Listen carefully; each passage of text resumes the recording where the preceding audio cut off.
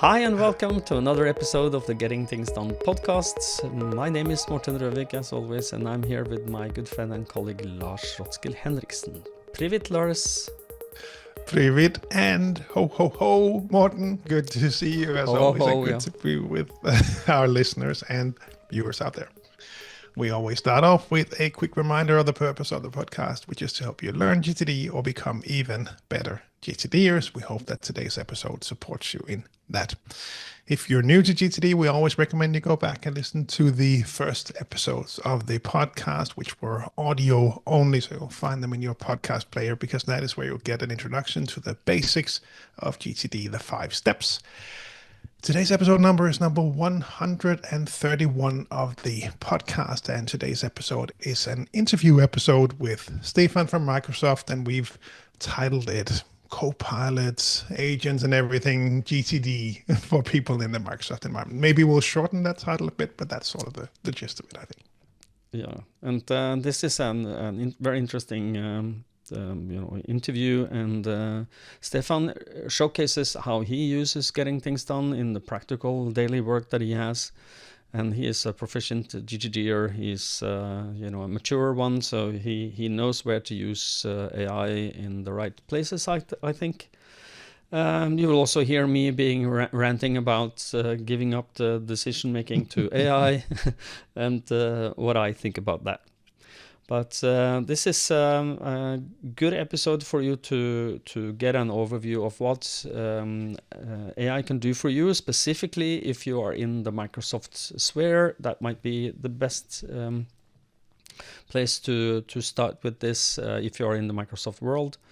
And as you will understand, that this is a very typical not an audio version. So if you're on audio, you can go into the show notes and find the slides that Stefan is referring to, or you can go to either Lars or my YouTube channel and watch there, because then the slides will be on your screen. Okay, so without further ado, let's roll the interview. And now, our special guest. Hi, Stefan, and welcome to the podcast. Thank you. Thank you very much. Nice to be here again. Yeah, you'll be a familiar voice to some of the people, both previous participants to the GTD Summer Camps in Denmark, gtdsummercamp.com, but also to longtime listeners, because you've joined us, on the podcast back in episode 113. So for those of you who haven't met you yet, could you share a bit more about who you are and what you do? Yeah, sure. So my name is Stefan Pilo. Been working at Microsoft for a very long time, but especially I'm really fond of productivity, and especially GTD as our framework. So been a productivity nerd for a very long time. Live in Sweden, south of Sweden, in Uppsala. Great. And, the last, we invited you back because the last episode we recorded was really well received. There was a lot of engagement and people were really curious about it. So especially with the speed at which things are moving right now in the technology space, we definitely needed to go back and revisit this, because we spoke back then about some of the new things that were coming. And I'm sure there have been new things that have happened since, both in, I think Planner was one of the key things that we spoke about, but also touched on AI, and we'll certainly do more of that today. So again, like we did last time, we are very much focused on the Microsoft suite, and again, especially for I'm thinking about the Danish listeners in this case. Microsoft is just the tool that is the platform that is used in Denmark. We in Visa Learning, we use Google, and some places I've come across over the years that use different platforms with either Google or Lotus Notes back in the day even. But so many people use Microsoft, so it's great that we can be inspired, hopefully, in our GTD practice, and how we can use the tools that are available to so many people out there. So today's plan is really just a chat. We can talk about it, but I know you've also made some preparations and some things to share. and it's all with the GTD'er's perspective. And this might be an episode actually where we will want to watch along as well, because Stefan will be showing some things as well. So you can certainly listen along, and we'll do our best to explain what's happening. But if you want to see what's going on as well at the same time, go to Morten's YouTube channel, go to my YouTube channel, and find the episode. You'll find links to those in the show notes, so they're readily available for you. And I can also, add that I'm personally interested in this, both as a trainer, but also to use in my own GTD practice. I'm playing around with a lot with AI these days, as I mentioned in the previous episode. So really looking forward to this one. So, Stefan, enough talk. Where do we start? I think I'll start my PowerPoint if some background. So already using the Microsoft Suite. There we go. Yes. So I thought very long how to frame this kind of dialogue that we're having today, and of course a lot of things have happened since we met last, and AI has become a vital part of everything that we do nowadays, and of course also with Microsoft. So I will try to inspire a bit regarding how I work, or how I handle my work day with my Microsoft tools and Copilot, but still within a GTD framework. So that's my idea. So let's see. So I framed a bit regarding what's happening in my workday and what tools do I use, and how do I use AI, and especially Copilot in that sense. So we're going to go through some parts of it just to see everything from starting my day to how I prep meetings, how do task handling and email management a bit, and then also of course how to find things in a good way, and then of course to end day and do a wrap up.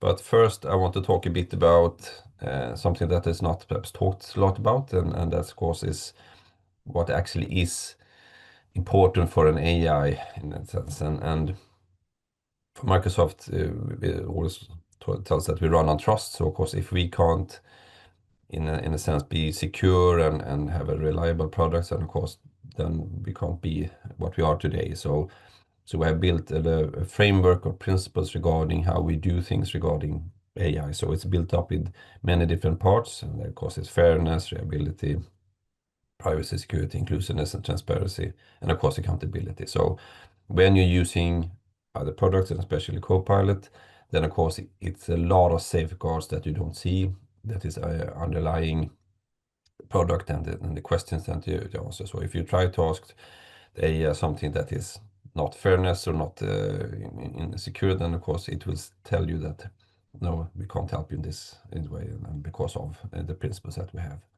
And I think that is quite important for every product that I, as a private person, want to use, that is actually something helping me or keeping me safe in that sense also. Yeah, and I'm sure that will speak to many GTDers as well. And we actually touched on this. You couldn't know that, but we touched on this in the previous episode as well, that, as we start to incorporate AI more as GTDers, obviously the AI will need access to the data that we have, knowing your calendar or knowing your next actions. So having these principles, as a solid foundation is really important. Yeah, I totally agree. And of course, if you look at what's happening in the market today, there's exploding with new models, new kind of products, and new kind of angles of perspective on how to use AI. And of course, they can't improve if they don't have data, and data is gold in that sense. But I want to specify, because I've seen a lot of matrices for new models, and I think how they sort of advise the secure AI from a data perspective, and it's not that good always. So from a Microsoft perspective, what's really important is that we don't save anything or use anything regarding either prompts, the completion output of prompts, what we call embeddings, or any of the data that you're using to like documents or anything. So it all stays within your company or your private sphere. And so I just want to really relay this, because it's very, very important. And if you're using other products, be sure that you look into how they're using your data, because that will it will end up somewhere, and sometimes it could be quite critical, especially if you're using, let's say, sensitive information from your company or from a private person, and you don't want to end up in a bad place. Yeah, It's something to good think point. about. So, from a Microsoft perspective, we have our Microsoft 360 suite, and of course, what we have since like this 2 years ago, we started out with what we call Copilot. And Copilot is an AI assistant, so it's not doing everything for you, but it's still there as an assistant that will support you during the workday with everything from creating, drafting, enhancing, and it could be in any application or any tooling that you're using. And of course, that has evolved quite a lot since the start. So we always talk about, like I said, the human interface. So Copilot will be the interface for AI within Microsoft. And of course, you can do a lot of things in Copilot itself, but also now we have a lot of what we call agents. So agents can be either access to other applications, or it could be pre-built things that you want to do from a day-to-day basis, or could be scheduled prompts. It could be to fetching things or finding things in a regular manner. So, but everything will tie into what we call Copilot. And I think if you look forward, I think this will be even more going forward. Also, like say, as of course we're working with customers today, and customers are also having a lot of different kind of application systems today, and it's quite a mess to get access. And so we're looking more and more that agents will speak with each other, and then you have one interface like Teams or Copilot that will help you to do everything that is needed for your role today.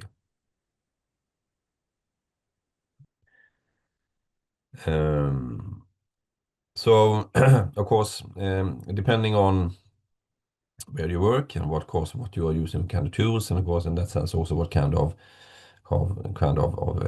license model that you have bought within the company, you have different kind of versions, and it's a jungle, I know. But I try to keep it quite simple. But if you look at something called the first version that we have is and our free is the Copilot Chat. So Copilot Chat is available for everyone that have some sort of Microsoft 365 license. It could be either from the company, or it could be from a school or university, or then you have the possibility to have this kind of first step. And it actually do almost everything that you have in the full version. So it's still, you can use chat and ask a lot of questions to the things that you have within your sphere, but you have to upload documents to summarize it or rewrite it or analyze it. It will also from now be integrated as a sidebar into Word, Excel, PowerPoint, Outlook, and OneNote. It will be more going forward. And also you can use both the new model of GPT-5, but also the older ones, the other ones that are called 4.0, and more are coming also. And then there was a lot of things, of course, regarding image generation. You can create agents for yourself. That you have also the possibility to help Copilot to be know more about you with something called memory. There are other things that you can do also to make it a bit more custom in that sense and personal for you. But it gives you a good start in trying out the Copilot as a private person. And of course, if you are in a company or environment where you actually have bought what you call M365 Copilot, is the paid version, then of course you will have something called work grounded. So that what it actually means is that it will have understanding on everything that you are tied into regarding images, meetings, document, team sets, everything. So it will find information about you or for you in the whole Microsoft ecosystem. And of course, then it will give you more full-fledged kind of view of things that you're doing and who's reaching out to you and who said what. And so. Yeah, much more valuable to really get the feedback that you're probably looking for. Yeah, of course.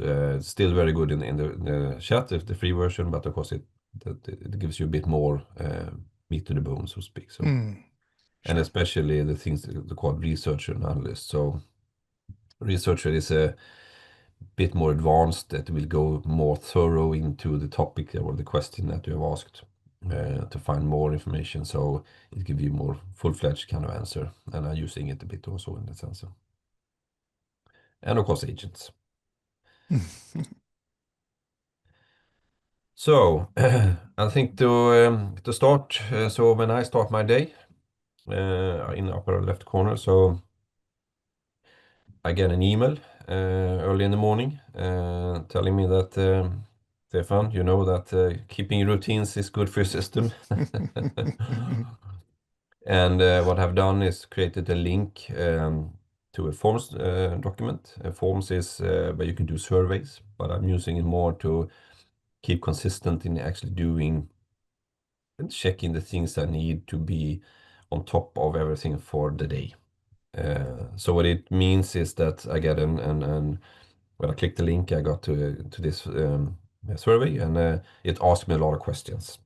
And those questions, of course, need to do things. So, for example, have I reviewed today's meeting and creating one meeting notes? So I'm prepared for the meetings that I have in a good way. What is my question? What is the thing I want to get out of the meeting, in a sense? So, of course, checking emails, checking my waiting for list, standard things in GTD perspective.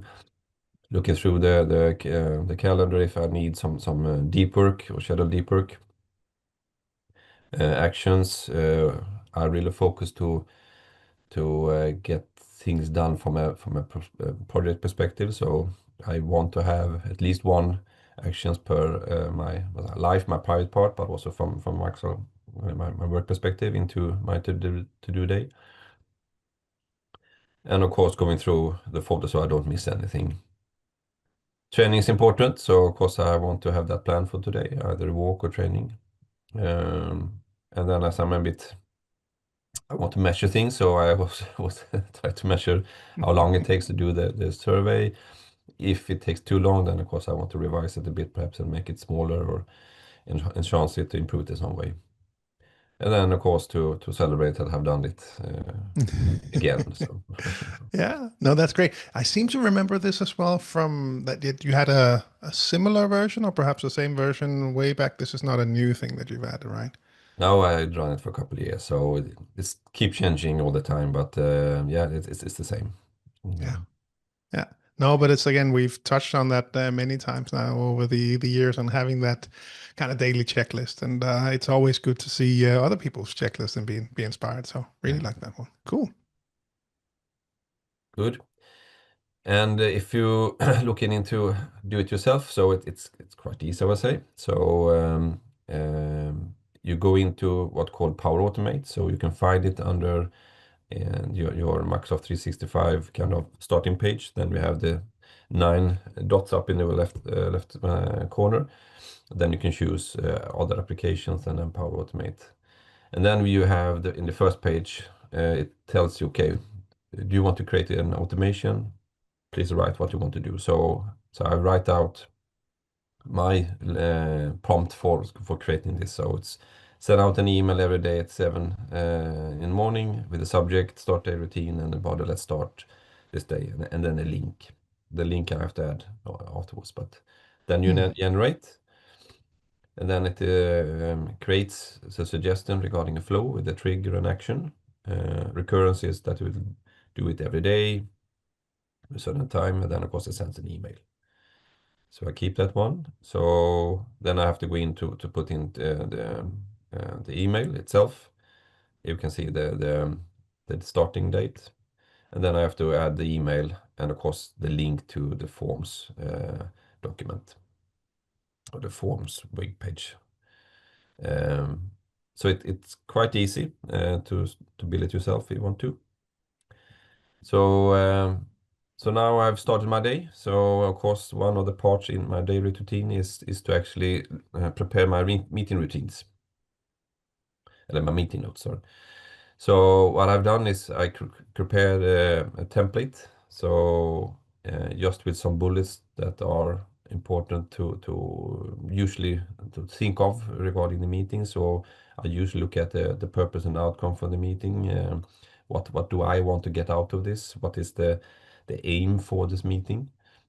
And then, of course, some questions perhaps to ask, some notes that I have from prior meeting, and in the specific meeting, I also, of course, look into what participants are meeting in the meeting itself, if there are any actions for me or for others.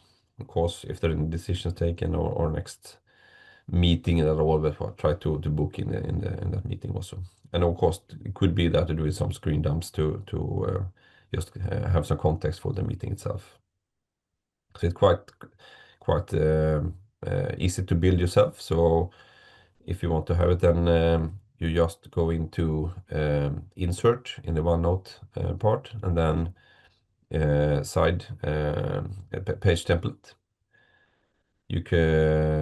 You have the OneNote that you created, and then you have just do it save page as template, and then you choose the specific template in that section. So every time that you will press the add page button, then you have the same kind of template for there. So I have added it to all my sections where I have my meeting notes in. So it's quite easy to start building yourself also. And it's really handy to have. I have that as well with a shortcut that sets this up, and just a basic template with the stuff that I want to know. I really like the template that you showed there with some different questions for yourself to consider. The next step for me would then be okay, so the outcomes of the meeting, how would I get that back into my next actions list or wherever they would fit well? But I guess that may be a next step in all of this setup. You can actually do the actions to be an action that will show up into to do also. Cool. I have done that before, but as I have a lot of notes, it tends to be a bit slower going forward, depending on how many hundred or thousand notes you have. So I actually do it manually, because in my end day routine, I will look through all today's meetings, and then I of course look into, okay, what are the actions, and then I move the actions into to do in that stage instead. So okay, so now that makes sense. Yeah. Cool. Good. One thing that as I'm meeting a lot of new people, both internally but also externally. So what I do is use the called researcher, and researcher is a chat, but it's a bit more complex in that sense that it is really digging deep into all the different kind of data that are available, both internally but within my company, but also externally via the web. So it helps me to figure out what the person that I'm going to meet has kind of role, kind of ambition, or also what the company he or she is working at, what is important for that company, anything that is important for me to have a good high quality meeting, but also to figure out some questions prior to the meeting also. So if you have the possibility, really try it out, because it will help you. It takes a bit, take anything from 2 to 10 minutes to actually create the outcome. And as always, there are possibility to use some really predefined kind of prompts that you are seeing also in that sense. But so I think that's a really good help in that sense. That makes a lot of sense. Actually, I tried with ChatGPT recently for a meeting, and it was, to some extent helpful. But I'm tempted now to try the researcher out, to see if that might actually be more helpful. I'm guessing it would be. Yeah, and also of course regarding prompts, you have to try, modify, and try again, and see that you will have something you can also ask chat to actually give you a prompt that will help you to prepare a meeting, and then use it back into researcher to help you. So, but try it out. That's a tip. Okay, so now we go into meetings. We use, of course, Teams in that sense, and we have had summaries in Teams for a long time, but now we have both Copilot and something called Facilitator. And I think that's one of the really good things, except for me, because it's let's say a private secretary that or a timekeeper that would help you to keep the discussions and the agenda in place. So if you have agenda in the meeting notes, then it will look at those, and then it will actually help you to divide time that you have. So we have 30 minutes, and then we divide it into 4 different sections. And will keep you honest in not going over that. So it will ping you in the chat going forward. So I think this is a really good way of using AI in supporting into making the meetings more efficient, but also keeping the time and helping you with summary and notes and action. So No, that's really cool. I must admit I hadn't come across that one, and I'm sure the GTDers out there would also recognize they all know the value, of course, of showing up to a meeting with a clear agenda. So again, if this then supports everyone out there in actually preparing agendas for each of these meetings, then I'm sure this will be something they appreciate as well. yeah, so I think try it out if you have the possibility, of course, try it out. So what you do is when you start in the meeting, you push the more 3 dots and more, and then you turn on the facilitator. It will start both recording and transcribing, and then we'll use that information to do the notes and actions, of course. So here you can see as an example. So you see the blue bar in the top. It says roadmap and product and launch campaign. So it's the time. So it start going to the right the whole time, depending how much time you have. And then you can also add. It's called facilitators. You do add facilitator, and then you said add this to the agenda. So we'll add another button, another part in that. It could also be parts of doing a summary mid journey to see the mid meeting to see have we actually handled the things that we're supposed to do. And then if you're new into the meeting, you can ask it also what's the most important things that we have talked about yet, and no words left or anything.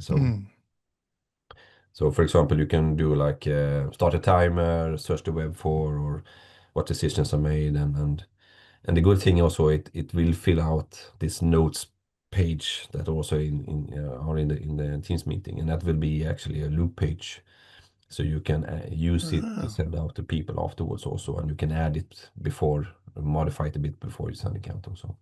I think this is something that I'm using as much as possible because that will help me. So I can look into the meeting notes afterwards and see if there are anything that are actions for me or for my team in that sense. Very cool. So email management, a lot of things has happened, of course, in Outlook also. We're both with the new Outlook. Took some time to get used to. Now I try find a way around the quirks that from the old one. So I really like it now because it's quite fast. It helps a lot regarding as it infused with Copilot. So, for example, when I go into a long email thread, I can have it to summarize it quite easily. I can also do drafts. So looking into the thread or the email I got, and to make it at the first like kind of outlined, and then of course I can modify it to reflect my tone or my questions or so, but still it gets me started in that sense. And also when I'm writing emails, I want to be sure that I have the right kind of tone, and sometimes it's when you're writing in Swedish and then you convert into English, and then of course there are different way of saying things, and of course you want to do it in a good way, so you can use the coaching. And also one thing that is going to be released very soon is something called inbox prioritization. And I know I talked to Morten about this, and of course AI is going to try to help you to to do this, and from a GTD perspective, that's perhaps not what we want to do, but I try to test it out a bit, and of course it depending on how you want to work with it, it can help you. So I have a short film here. Let's see if I can share it with audio. Copilot and Outlook can now help you manage your inbox like never before. Introducing Prioritize My Inbox. It analyzes all your emails using both the content of your messages and the context of your job to highlight what's most important. You can then sort by priority based on Copilot's analysis. Let's look at this email from a new customer. When you select it, Copilot shows you why it thinks it's significant and highlights what action you need to take. This customer is important this quarter, so you teach Copilot that all emails mentioning them are top priority. Now Copilot knows to prioritize any email from them. Copilot is your partner, helping you manage your inbox so you don't miss what's most important. So I think this is, and if you use it in a good way, then of course it could be very supportive in finding the things that are important for you in that moment that you are in those discussions that you have with your internally or with customers, of course. There are a lot of things more, so I placed a link here to a podcast to a video that is quite good, going through more of how to use the Copilot in email. It's about 10 minutes long, so if you want to look at it, it's a good kind of practice. So.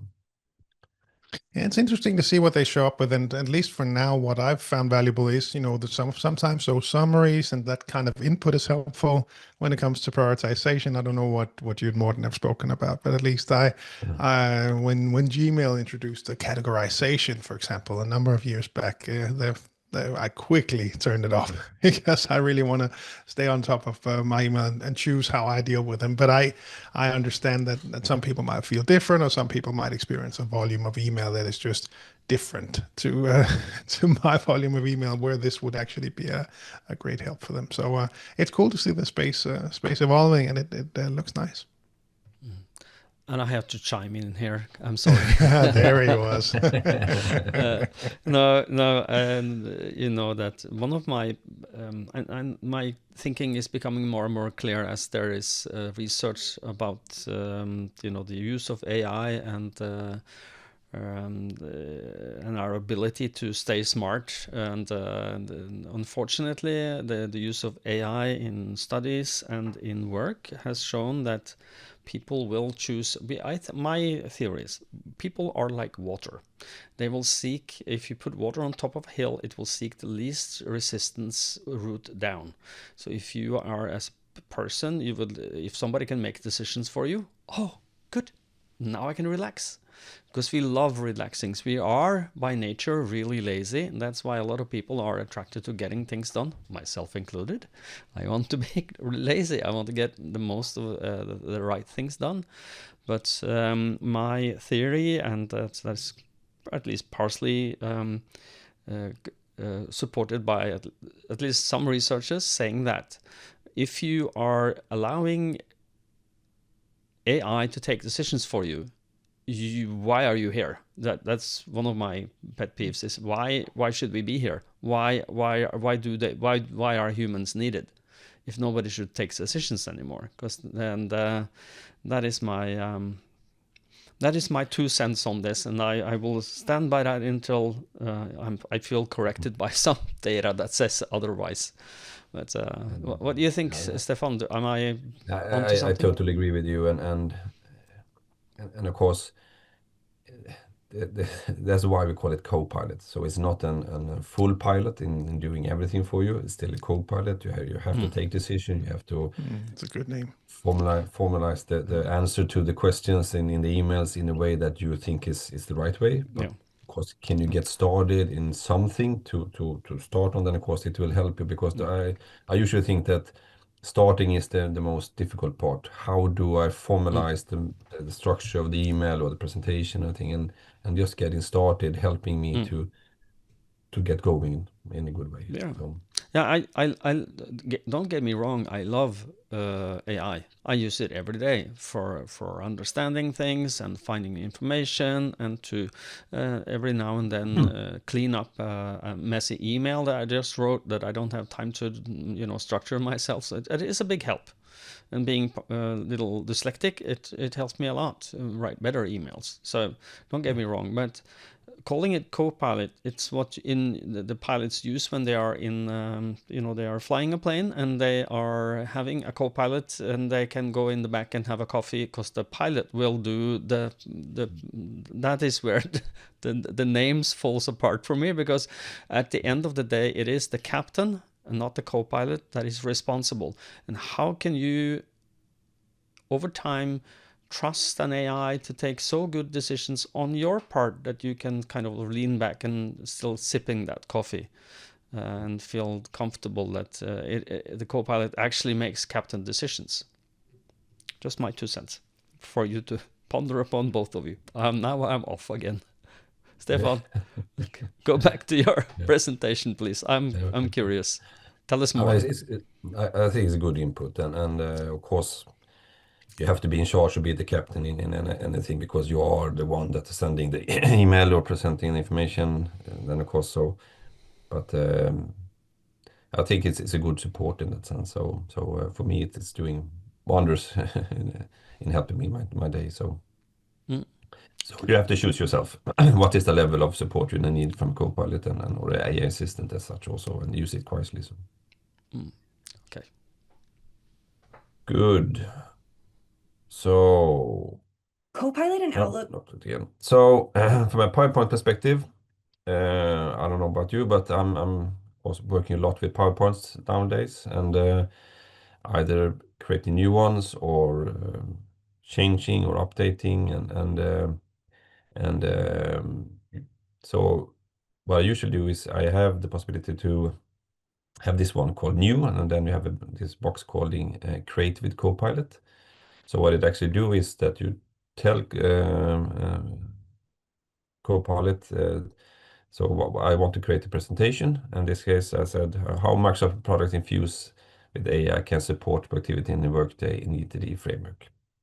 Then you can also change design or style, anything, and then you press enter, and it will give you an outcast of a draft where you can both do changes, you can reorder the structure if you want to. You can tell it a bit more in detail what you need, and then you generate the slides, and then you can go into the slides and use it to each of the text bullets to auto rewrite. So like, for example, add more of this kind of information or condense it to make it more professional. So it helps you in the context of what is the aim or goal for the person to do, to find the right kind of wordings into the PowerPoint. So I'm using it quite a lot in various ways. So I think that's also something to get started and help you to be more precise in that sense.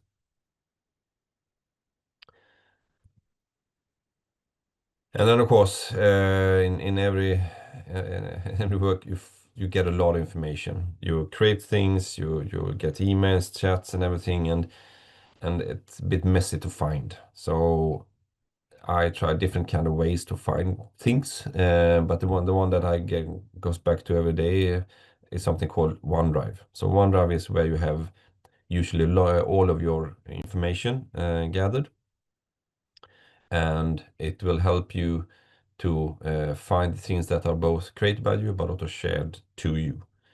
So if you go into a M65 page, then you choose OneDrive, and then you have a full view of everything that you have created in different kind of variants, either like a Word, Excel, PowerPoint. It could be things that are shared to you. You can show your own file. You can filter on what's shared by you or shared from you. You can tag favorites. One thing that I usually use a lot is via people. So I know that I got something from my colleague, and then I can choose him, and I can see everything that we have discussed or from a document perspective we worked on. Also from meetings. So I know they had a meeting last week that was about something, and then of course I can search the meeting and see, okay, were there any attachments into that meeting? So it's gathering all the information data in one place to filter upon, and I think that saves me a lot of time, because as a lot of information flying back and forth in the environment, of course. So and of course in the search field you have Copilot to support you also to find things. So it's a quite good tip, I would say, for everyone that is using Microsoft ecosystem today. And I'm sure people will appreciate that, because that's been, I think, a common topic for more advanced GTDers for many years, that, as we see the number of tools evolving, where can you place information? Where do you then go back to find it again? Was it an email? Was it a chat message? Was it some document I saved? It's great if you can sort of put all those things together and you don't have to go searching in too many places. So I'm sure that'll be a helpful tip for people in the Microsoft environment. And of course, there are meetings that I can't attend, but I want to follow and get information. There are, of course, meetings that I still have attended, but there are things and actions that I need to attend.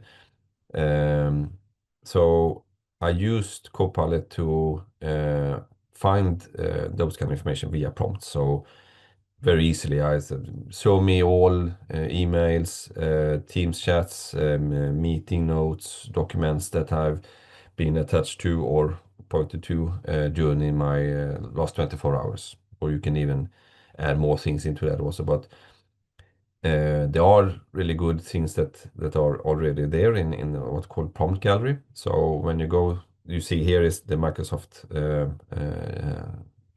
Copilot chat, the search window. And then you have in the bottom right, you have something called See More. And then you can choose Prompt Gallery. So Prompt Gallery, and this is not only here, it's in every prompt that you have in Excel or Word or everything, you usually have in the bottom right corner where you can see more. Then you can get in prompts that are specific for that kind of application or that where you are right now. So here we have a lot of predefined prompts that you can use. So I've used what I usually do is I try out one that are predefined, and then I add things to it to change it, and then when I'm done, then I can save it. So I can save my prompts, and then you find all the prompts under your prompts here also. So I can go back to them continuously when I want to find information in that specific context.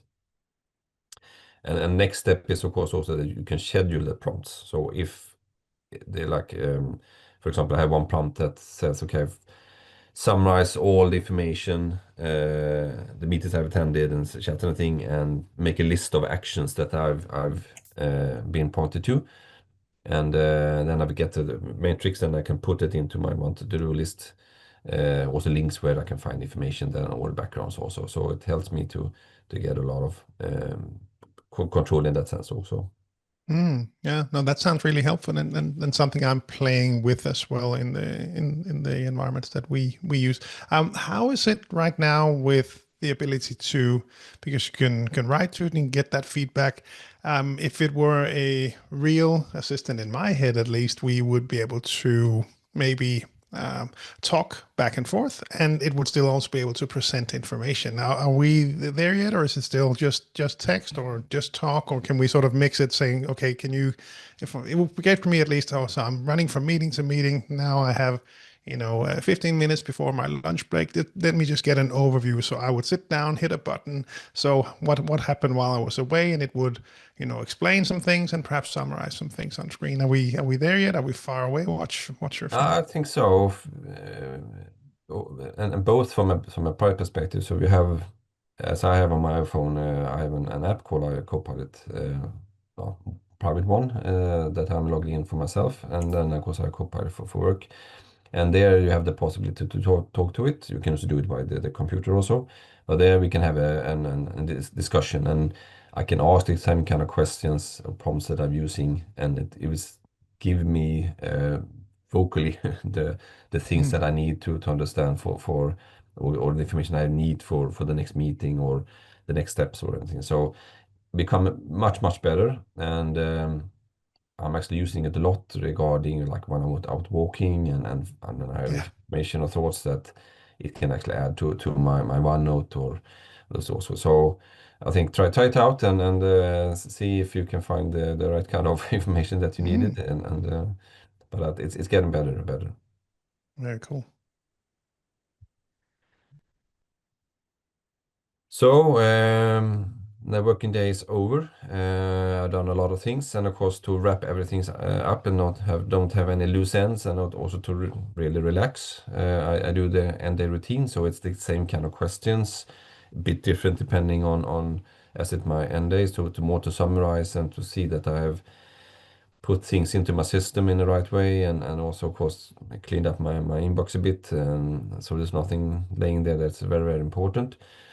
And also of course looking into the next day for what's happening is something that I really want, I do have to look into and prepare for the next day.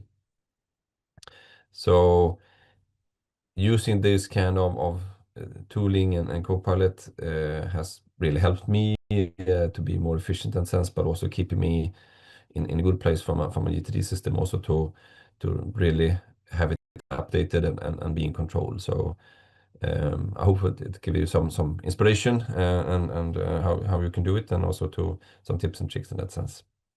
Very cool, Stefan. Thank you so much for sharing. It's it's a great walkthrough. It's and especially that end of day checklist. It's something that I've thought of, looked at many times. So in theory, I really like the idea to sort of have a wrap up end of the day kind of approach. I know people that have a checklist or do journaling or other ways to disconnect. So I really like that. Thank you so much for taking the time to walk us through this. I hope this was really helpful for people out there. I'm sure it was. At least it was for me. On screen, you have a couple of last bits of information.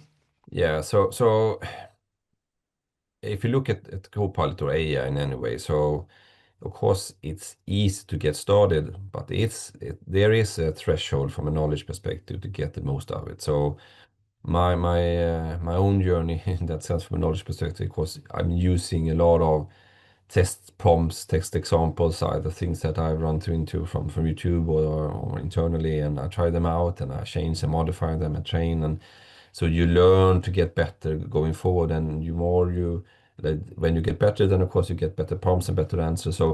So don't give up. Try to try it out and continues to learn, and then you will find better information or better answers going forward also. And there are a lot of information. We have something called Microsoft Learn that are for free. So you just create an account and you can go courses, you find your examples, there are videos and stuff like that. And of course, YouTube. There are a lot of YouTubers that are following Microsoft and what we are doing, and really showing in a day-to-day situation how you're using things. So I follow a lot of different channels there. And also using Copilot. So ask Copilot that I've done also, okay, I want to do this, help me to build a prompt, or help me to find information, and try to use it in as a learning also. So that was just my last kind of inputs. Great. Well, thank you so much, Stefan. Thank you again for taking the time to give this overview. I hope people will comment and let us know how they try some of these things out, or if they have any other tips. We're happy to take them, and we will share them in a future episode. Thank you so much, Stefan. It's been very interesting. I'm sure valuable for a lot of GTD'ers out there. I hope we can invite you back in the future once again when there's even more GTD out there to learn more on how to do that in the Microsoft environment. And as you are running quite quickly, there are things happening, I would say, every day or every week. so continuous involvement, but yeah. Thank you very much. Well, yeah, thank you, Stefan, for me too. Thank you for your insights, and thank you for showing off how you use GTD with AI, or AI with GTD. I don't know which comes first, but we'll see. Okay, thank you. Take care. Bye-bye. And we are back, Lars, and I think this was a very good interview. I do find it interesting how closely you can, as you know, now time progresses, you can use AI in assisting you in your everyday work. Anything that stood out for you specifically?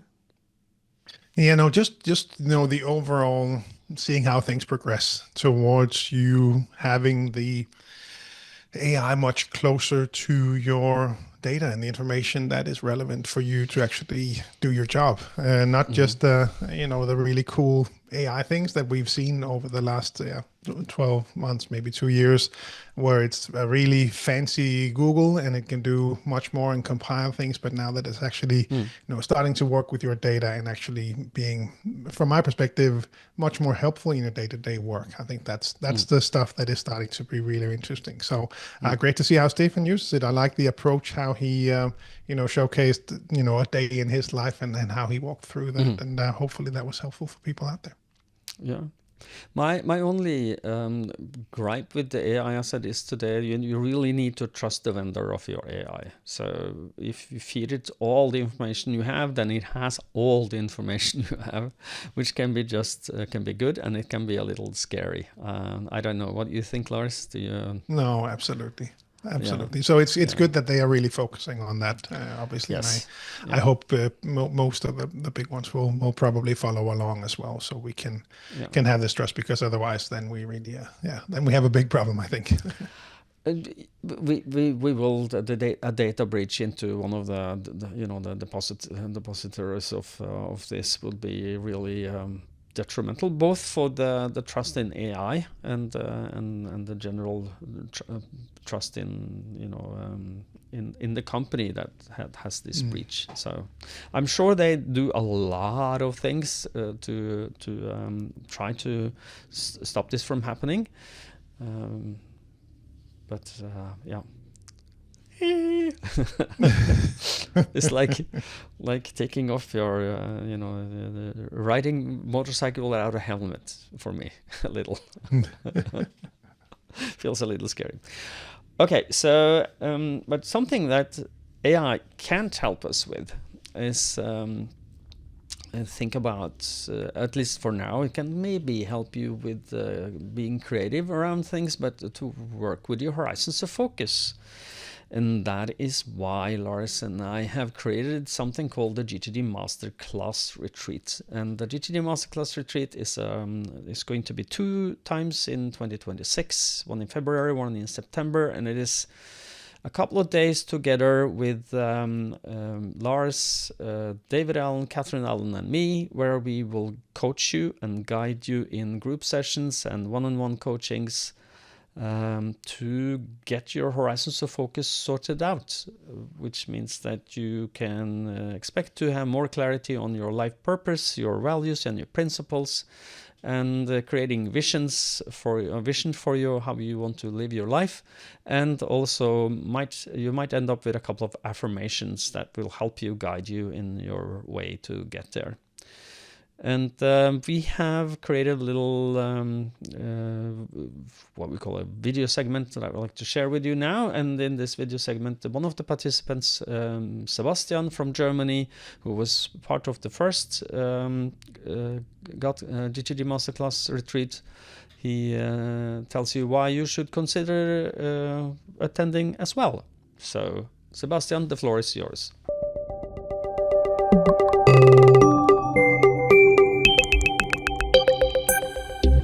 Hi, I'm Sebastian, a GTD practitioner from Germany. Participating in the GTD Master Class Retreat was arguably the best decision I made in this year. I traveled to Denmark without super high expectations, but the hope to get some headspace to sort out my horizons and get grounded and more oriented. But what I experienced over the next 3 days was a thoughtfully curated and wonderfully organized program with a lot of space for personal time, as well as good group sessions and one-on-ones with Lars, Morten and David, all 3 of them being fully dedicated every minute of the program. I very much enjoyed a stunning and breathtaking location, and with an amazing small group of GTD practitioners, it was a breeze to work with. All of them were eager to share, grow and learn. GTD can be life-changing, and the retreat can get you back on course. I am blessed to have participated, and I'm profiting from the takeaways of the retreat every day. I'm looking forward to returning as soon as I can. And I think this is a wonderful opportunity for everyone who is listening to this, quite frankly.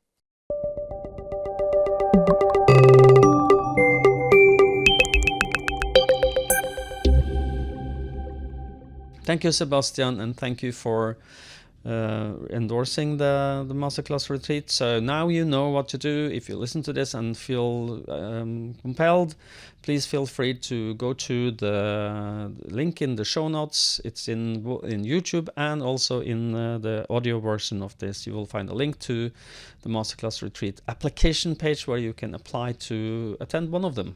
And that is really cool. Black car service, exclusive hotel, exclusive surroundings. It's really something else.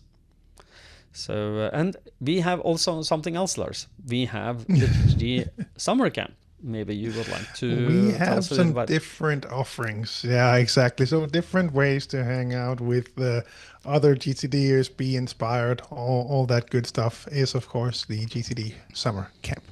So we're doing that for the 6th year now in 2026. GTDsummercamp.com is the place to go to find the information available at this time. We are building the program. It's a non-profit event, so we do this as cheap as we possibly can as we sit down and plan this with the organizing group. So we hope to see you there. People from all over the world show up. It's a lot of fun, really inspirational. Topics vary from year to year. In 2025, we have had a lot of community presentations where people showed up and did, presented how they use their Stream Deck, or how they, were inspired in other ways, and how they use their GTD system and refine their practice. So hope to see many of you there as well. GTDsummercamp.com is the place to go. June 13 to 14 should be the date. So as of this recording, it's not finalized yet, but most likely that will be the weekend, as it has been in previous years. So hope to see you there in June. Yeah, and me too. And both Lars and I love hanging out with GTD'ers and bring value. We both have the deep-seated value that getting things done is a skill that can change your life to the better, and we love giving that to people. So come and hang out with us either on the Masterclass Retreat or in the summer camp. So welcome. And or now, in the training, because we have trainings as well. So. We have trainings, we have courses, we have also Lighterlearning.eu. Find links to Norway, Denmark, Finland, Sweden, Estonia, all of the good countries that are part of the Nordics Plus. So you can find more information about there, how they do the GTD trainings, public trainings, company trainings, trainer certifications, coachings, all that good stuff. Lighterlearning.eu. And if you are not in any other countries that I just mentioned, you can go to cruciallearning.com to find your local partners. And you can go to gtdfocus.com if you are part in the US and Canada for coaching in getting things done. So, okay, Lars, we are at the end, I think. Yeah. Yeah. Hope this was valuable to everyone. And as always, podcast advisorlearning.dk if you want to reach out to Morten and I. If you have some cool ideas, if you have some questions, be sure to let us know. We love to hear from you. Yeah, and if you have some ideas for what we would talk about, you have some challenges, reach out to podcast@vitallearning.dk. Okay, then I will say, as I always do, and I'll always continue until we stop this podcast, and maybe after I will still continue saying this, but stay safe and stay productive. Take care. Bye-bye. Bye, everyone.